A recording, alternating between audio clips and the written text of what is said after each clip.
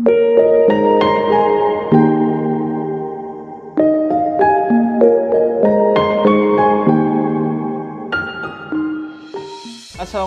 warahmatullahi wabarakatuh. Teman-teman, kembali lagi. Kali ini saya mengundang lagi Mas Sukidi, saya manggilnya Mas Sukidi, PhD, yang waktu itu sudah ada video pertamanya di Jeda Nulis. Nah, kita ingin melanjutkan obrolan-obrolan dengan Mas Sukidi karena beliau juga fokusnya di kajian tentang Quran. Nah, kajian tentang Quran dari Harvard, dulunya beliau kan di Harvard. Nah, kajian tentang Quran mungkin sudah banyak bisa ditonton di YouTube, tapi rata-rata perspektifnya kan keilmuan atau kesarjanaan Timur Tengah. Nah, ini menarik bicara tentang Al-Quran dalam perspektif kesarjanaan Barat, khususnya Mas Sukidi dari Harvard gitu. Kita akan coba bikin alternatif pandangan bagaimana melihat Al-Quran.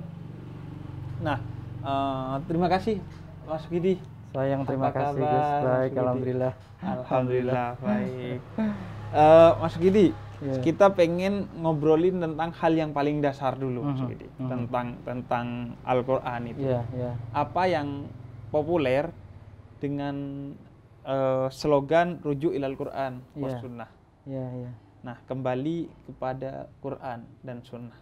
Nah, kita fokus di kembali kepada Qurannya dulu lah. Betul.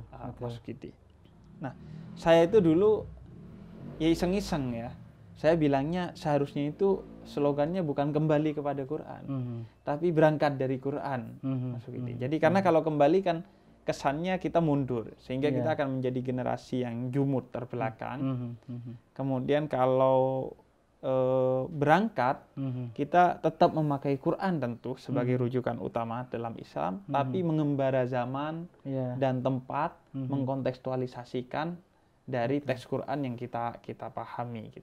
Dan kadang juga saya iseng-iseng itu, kenapa harus kembali kepada Quran? Wong kita gak pernah kemana-mana gitu. Dari dulu kita memang di Quran gitu, gak pernah kemana-mana. Jadi kalau kita sih ya memang hidup bersama Quran dari dulu.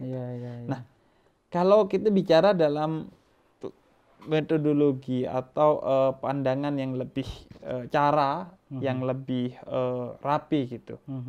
Pertama, kembali kepada Quran itu Mas Sukidi setuju nggak? Pertama, terima kasih banyak Habib Hussein atas undangan ini. Ini satu kehormatan buat saya. Wah, itu saya justru yang terhormat. Saya belajar dari Gus Hussein. Saya kira itu slogan yang sudah populer dan biasanya slogan itu cukup dikenal dan digaungkan dalam gerakan pembaruan Islam, terutama di kalangan Islam modernis. Slogan mereka kembali pada Quran. Memang ada nilai urgensinya dengan kembali pada Quran karena semangat ini bukan hanya untuk mendekatkan umat Islam pada Quran, tetapi juga ingin memutus mata rantai tradisi yang panjang gitu loh. Sehingga selama ini umat Islam lebih kembali ke fikih, kembali ke tradisi-tradisi yang panjang ini, sampai akhirnya melupakan Quran itu sendiri gitu. Tapi ini sebenarnya problem metodologis, Gus. Problem metodologis dalam studi Islam, dalam studi Quran. Metodologis karena ini terkait dengan bagaimana kita membaca dan memahami Quran. Jadi semua sepakat lah bahwa kembali kepada Quran iyalah. Mana ada muslim yang nggak sepakat bahwa Quran sebagai rujukan utama. Tapi problemnya bagaimana cara kembalinya? Atau bagaimana cara berangkatnya tadi. Betul sekali. Nah, kembali pada Quran, misalnya kita kasih contoh yang sederhana, Gus ya. Kembali kepada Quran. Misalnya kita kembali kepada surat Najm misalnya. Wan najmi idza hawa.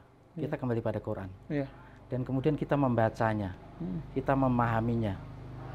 Kalau umat Islam kembali kepada surat An-Najm, itu bagaimana mereka memahami An-Najm itu sendiri. Ya. Pasti mereka yang tidak tahu bahasa Arab melihat terjemahannya. Wan najmi idza hawa.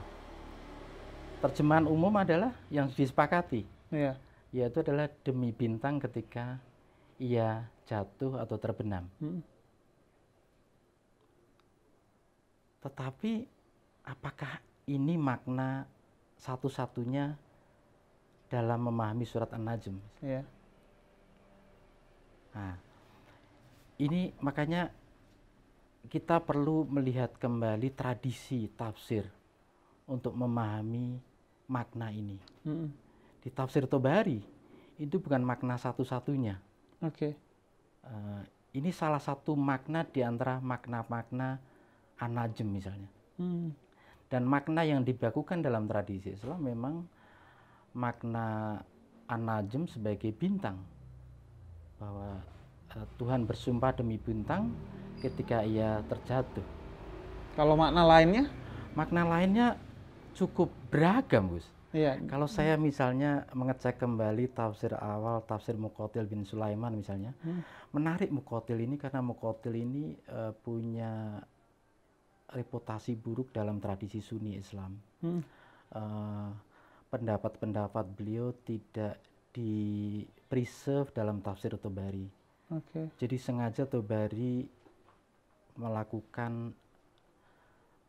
mengabaikan tradisi tafsirnya Muqatil bin Sulaiman. Ya. Tidak termasuk yang diseleksi lah. Tidak termasuk yang diseleksi. Jadi Tobari itu pada masa itu dia ini kan alim ya. Jalan-jalan ke dunia Islam, menggali keilmuan, menemukan tafsir Mujahid, menemukan tafsir Ibnu Abbas, menemukan banyak sekali tafsir, dan itu dikompilasi dalam tafsir Tobari itu. Jadi tafsir Tobari sebenarnya kompilasi dari ratusan tafsir yang hilang, yang kemudian ditemukan kembali, yang kemudian dari situ Tobari mempreserve tradisi tafsir yang beragam itu sendiri. Jadi itu pencarian kitab tafsir. Iya, sejarahnya. Betul. Itu uniknya Tobari. Dia seorang mufasir dan juga seorang sejarawan, tetapi dia terbuka terhadap berbagai tradisi dan dikumpulkan dalam satu kitab tafsir itu ya. Nah, yang menarik adalah Tobari hanya mengutip misalnya dalam diskusi surat An-Najm misalnya, mengutip pendapat Ibnu Abbas yang menafsirkan wan najmi idza hawa itu adalah demi Quran ketika ia turun. Oke, sudah jadi dari bintang ini Quran. Iya. Dan itu makna yang tidak umum di kalangan kita. Iya. Jadi kembali kepada Quran itu dalam konteks kita itu sebenarnya kembali pada terjemahannya. Gitu. Iya. Dan maaf ya, terjemahan itu bukan Quran. Terjemahan bukan Quran. Bahkan kadang bisa menyesatkan kita dari Quran. Betul sekali, Pak Sukidi. Betul sekali. Karena kan saya tuh biasanya bilang lebih baik membaca tafsir Quran tentang satu ayat daripada terjemahan Quran dari seluruh ayat. Persis sekali. Karena terjemahan itu betul-betul bisa menyesatkan. Persis sekali. Karena itu kembali pada Quran itu buat mereka yang tidak mengetahui bahasa Arab, tidak mengetahui asbabun nuzul, konteks pewahyuan itu sendiri, tidak mengetahui fase kenabian yang cukup panjang ini, sekitar 20 sampai 23 tahun. Iya, Makki Madani ya. Makki Madani dan seterusnya, itu akan menimbulkan kemuskilan tersendiri. Nah, makna yang dibakukan dalam surat An-Najm itu kan makna yang dicapai konsensus di kalangan ulama, bahwa wan najmi idza hawa itu adalah demi bintang ketika jatuh. Tapi kalau kita kembali ke Ibnu Abbas ya, Ibnu Abbas itu justru memberikan penafsiran yang tak terpikirkan dalam tradisi Sunni, yaitu adalah demi Quran ketika ia terjatuh, ketika ia turun secara gradual, secara bertahap, sedikit demi sedikit dan seterusnya. Dan Muqatil bin Sulaiman ini adalah penafsir awal Islam yang menulis tafsir secara komprehensif, lengkap, yang memberikan tafsiran, makna Najm di situ adalah Quran, merujuk pada Quran gitu. Dan Quran ketika turun pada Muhammad secara little by Graduasi. little, ya, sedikit demi sedikit. Jadi ini juga penting diketahui oleh umat Islam bahwa Quran pada fase itu bukan Quran yang kita pahami sebagai mushaf, yang mengandaikan satu buku yang komplit, yang finish, yang tidak bisa ngalami apa namanya nasih dan mansuh, revisi dan perbaikan.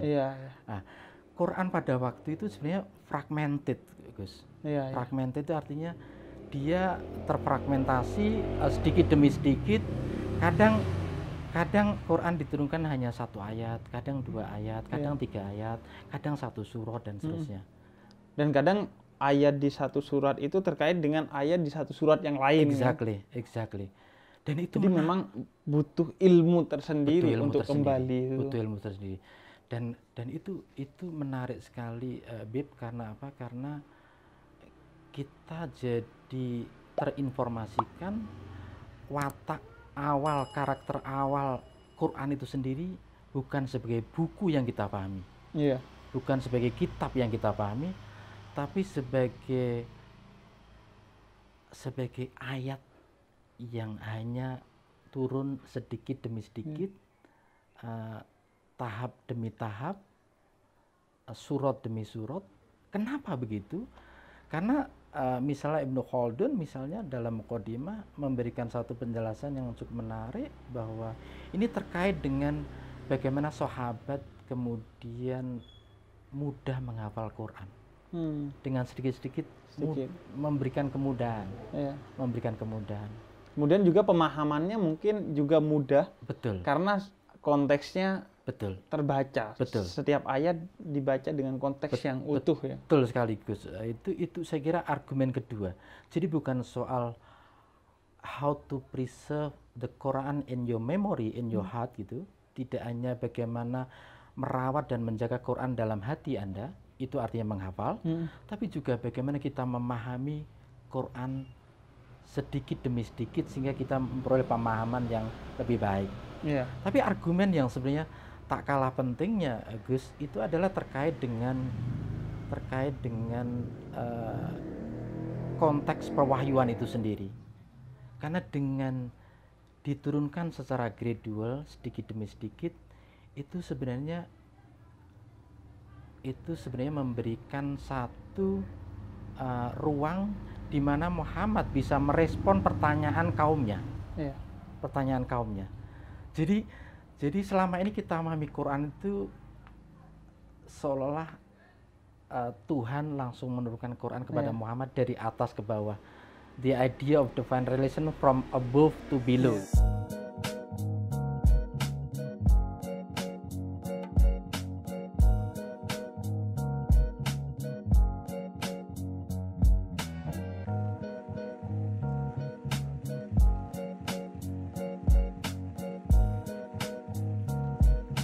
Jadi ada spasial, jadi ada ruang di mana Quran itu turun dari atas ke bawah, blek gitu kan. Seolah-olah dalam konteks sejarah yang vakum. Tetapi dalam konteks ayat-ayat tertentu, Gus, turunnya Al-Quran itu murni menunggu pertanyaan dan kegelisahan di kalangan umat Muhammad gitu. Misalnya di surat Al-Furqan itu, Gus, surat Al-Furqan itu menarik sekali karena itu dimulai dengan qala ladzina kafaru di ayat 32. Qala ladzina kafaru.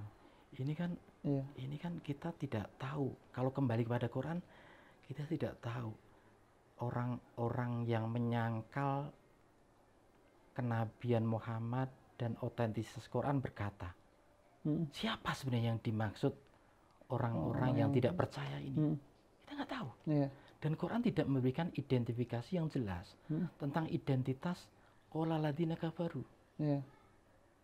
Kalau kita kembali pada Quran, kita menjadi ambigu, kita tidak memperoleh makna yang jelas. Qala ladzina kafaru ini siapa? Orang-orang itu, gitu. Karena itu Gus, karena itu kita perlu membaca Quran dengan lensa tafsir. Melalui otoritas penafsir itu sendiri. Karena mereka yang hidup dekat dengan Nabi, mereka yang merawat Quran dan membukukan Quran dalam tafsir. Jadi jangan lupa bahwa Quran itu tidak hanya dalam bentuk mushaf itu sendiri. Justru dalam tafsir itulah Quran di-preserve dan diberikan makna oleh mufasir itu sendiri. Jadi tadi menarik sekali bahwa Quran itu menjawab pertanyaan dan kegelisahan yang ada. Jadi itu persis yang saya sering bilang dalam dakwah, bahwa nasihat itu lebih pas ketika diminta. Ketika diminta maka ruang untuk masuknya nasihat kepada subjek yang meminta itu lebih mudah. Sama juga tadi yang Mas Sukidi bilang soal Quran itu ada ruang lah ya, ada ruang ketika turun. Dan tafsir itu mengantar kepada Quran bukan hanya yang tertulis, tapi konteksnya dan lain sebagainya. Sehingga kalau kembali kepada Quran itu menjadi slogan yang seolah-olah lompat ke Quran langsung, melompati tradisi tafsir dan lain sebagainya, itu akan jadi masalah. Itu menjadi masalah. Justru dari penafsiran-penafsiran yang beragam ini kita mendapatkan gambaran yang lebih baik tentang makna satu ayat justru. Persis yang Gus Husain sampaikan tentang konteks tadi ya, sababun nuzul atau asbabun nuzul, itu sebenarnya memberikan konteks pewahyuan Quran itu sendiri yang kita tidak temukan di Quran. Karena itu Quran itu satu kitab suci tanpa konteks sebenarnya. Kalau kita kembali kepada Quran, kita missing konteks itu. Kita kehilangan konteksnya. Nah, konteks itu di-preserve oleh mufasir. Jadi kembali kepada tafsir Quran. Kembali kepada tafsir. Kalau Anda ingin memperoleh makna atas Quran, kita kembali kepada tafsir. Tafsir Quran. Karena apa? Karena di tafsir itu kita mendapatkan Quran dan kita mendapatkan penafsiran. Misalnya contoh tadi Gus ya, contoh tentang qala ladina kafaru. Di Quran kita nggak menemukan siapa yang dimaksud tentang kafaru ini. Dan seringkali di perdebatan keislaman modern, kafaru itu dimaknai sebagai kafir dan seringkali dipakai untuk melakukan serangan politik terhadap kelompok yang berbeda agama. Tetapi dalam konteks ini, Gus Husain, menariknya adalah Ibnu Abbas itu termasuk mufasir awal, dan Ibnu Abbas itu sahabat Nabi, dan report atau riwayat yang diatributkan kepada Ibnu Abbas itu sangat banyak dan mempengaruhi banyak mufasir, baik di periode awal maupun periode pertengahan dan bahkan periode modern. Dan dari Abdullah bin Abbas ini kita memperoleh konteks bahwa qala ladina kafaru itu sebenarnya adalah al-Yahud, orang-orang Yahudi. Jadi orang-orang Yahudi yang sebenarnya bertanya kepada Nabi Muhammad. Yang bertanya kepada Nabi Muhammad. Bertanya dengan pertanyaan kenapa Quran ini tidak diturunkan sekaligus. Dan tadi itu jawabannya. Dan memang kalau nggak membaca tafsirnya, misalnya di Quran itu kan banyak. Kita dapatkan perangi orang-orang kafir. Yang sikap yang keras kepada orang-orang kafir, orang-orang musyrik, orang-orang munafik. Kalau kita nggak tahu konteksnya, nanti dimanapun ketemu orang kafir, orang munafik, kita perangi nanti. Konteks itu yang memberitahu bahwa ternyata munafik, kafir, musyrik yang memerangi Nabi, itulah yang kita serang balik. Dan menariknya dari Abdullah bin Ibnu Abbas ini adalah dengan memberikan konteks pewahyuan, kita menjadi terinformasikan tentang konteks polemik antara Nabi dengan orang-orang Yahudi tadi.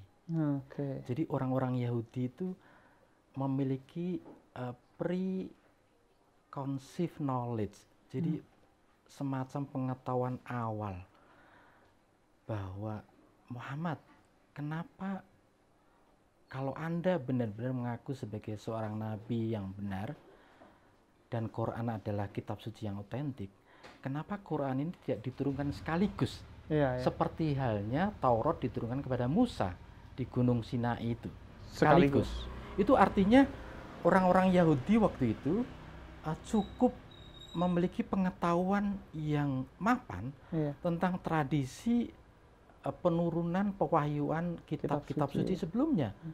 Lah, kalau Quran itu dipandang sebagai kitab suci yang benar, sebagaimana kitab suci pada tradisi agama monoteistik sebelum Islam, mestinya kira-kira dalam pandangan Yahudi, mestinya Quran diturunkan sekaligus gitu. Seperti kitab-kitab kami, Injil kepada Isa, Taurat kepada Musa. Loh, kenapa kamu Muhammad justru mengklaim dan menerima wahyu ini berbeda dengan penurunan Taurat dan Injil di periode jangan mengada-ngada nih. Iya, arahnya gitu. Jangan mengada-ngada. Ini juga udah masuk ke debat antaragama sebenarnya. Antaragama. Nah, persis. Konteks pewahyuan itu sebenarnya debat antaragama. Debat sebagaimana Kristen Najran juga kan pernah datang ke Nabi dalam konteks berdebat agama. Betul lah.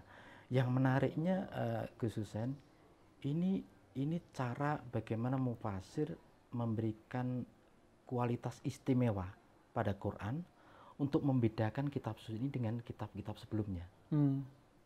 Lah, kalau penurunan Quran itu sama dengan kitab-kitab sebelumnya, kemudian apa bedanya Quran dengan kitab-kitab sebelumnya? Jadi ini cara memberikan kualitas yang distintif, kualitas yang menjadi pembeda antara Quran dengan kitab-kitab sebelumnya. Sekaligus penjelasan tadi ya, kenapa bertahap itu karena agar lebih mudah dipahami, dihafal dan lain sebagainya. Ada satu lagi argumen terakhir kenapa bertahap, Gus, yaitu adalah terkait dengan tartil. Jadi tartil itu terkait dengan bagaimana Nabi akhirnya membacakan ayat yang dia terima 1, 2, 3 ayat kepada sahabatnya dengan cara yang perlahan, yang tartil, yang sesuai dengan kaidah tajwid. Tapi pemaknaan tartil sesuai dengan kaidah tajwid itu adalah pemaknaan yang belakangan. Dan sebenarnya tartil pada periode itu, pada periode awal itu tidak ada kaitannya dengan tajwid. Karena itu 2 abad setelah itu ya. Itu makna tartil pada periode awal itu sebenarnya membaca Quran secara perlahan, secara slowly, secara pelan-pelan, agar bisa dicerna, dipahami, dan dimemorize, dihafal oleh sahabat. Karena kan konteksnya wartilil Quran tartila itu tartil itu kalau dulu ya membaca bahasa Arab Al-Qur'an itu secara pelan. Padahal sebenarnya pelan dan tartil itu dalam konteks memahaminya secara perlahan agar utuh. Betul. Pemahaman yang kita dapat. Betul sekali. Oke, saya kira itu menarik sekali udah sebagai pengantar Mas Sukidi buat teman-teman yang mencoba, ya kita sepakat kembali kepada Quran, tapi bagaimana cara kembalinya itu memang harus hati-hati agar kemudian kita betul-betul memahami maksud Quran. Jangan sampai sebenarnya maksud kita yang bias ini dan itu, apalagi bias nafsu, kemudian diatasnamakan Al-Quran dengan slogan itu yang jadi kemudian catatan kita di video kali ini. Terima kasih Mas Sukidi, terima kasih atas waktunya, ilmunya yang penting sekali sebagai dasar bagi kita buat yang mau melakukan upaya kembali kepada Quran. Ini menunjukkan bahwa itu kerja besar, sehingga harus secara tartil, harus secara perlahan dan membuka khazanah tafsir yang begitu luas agar kita utuhlah memahami, seperti tadi dikasih contoh oleh Mas Sukidi. Itu teman-teman, semoga bermanfaat. Wassalamualaikum warahmatullahi wabarakatuh. Waalaikumsalam warahmatullahi wabarakatuh.